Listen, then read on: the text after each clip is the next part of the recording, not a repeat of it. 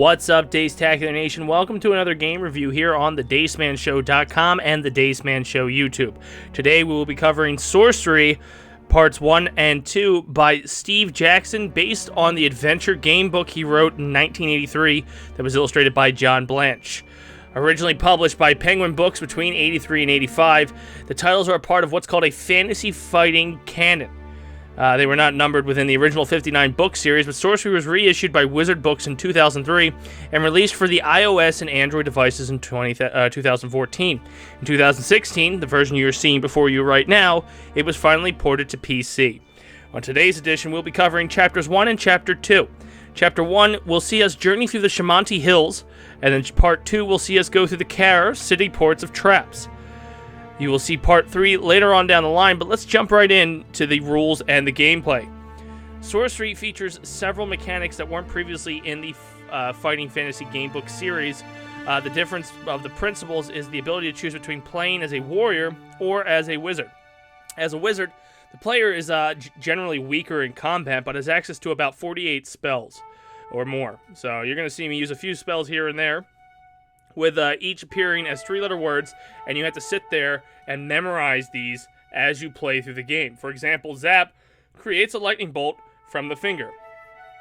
To Zed, which is the effects of unknown magic. When given the option to cast spells, the player is presented with a small selection of 3 letters, so you get 3 different choices, and you go forth and keep creating 3-letter words. Warriors and wizards share the ability to call on the character's patron goddess, for example, the Libra is on them, and you'll see it up in the top corner.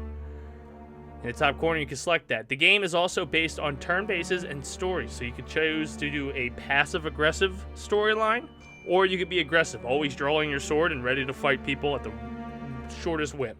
So the plot of this story, it's set in a fictional world of Titan within the Fighting Fantasy series. It's on a continent also known as the Old World.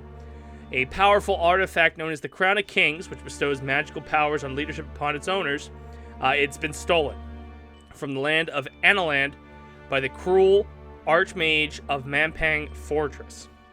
That's a mouthful, baby.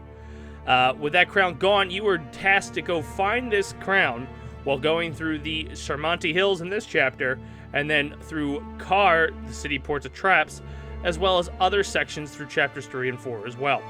You are tasked with the king's mission to return the crown and bring it back. When it comes to the game, the Daceman gives it 7 out of 10, as it is a very interesting game, and you'll find that I die a lot because I suck at video games. Plus, it's a lot of story.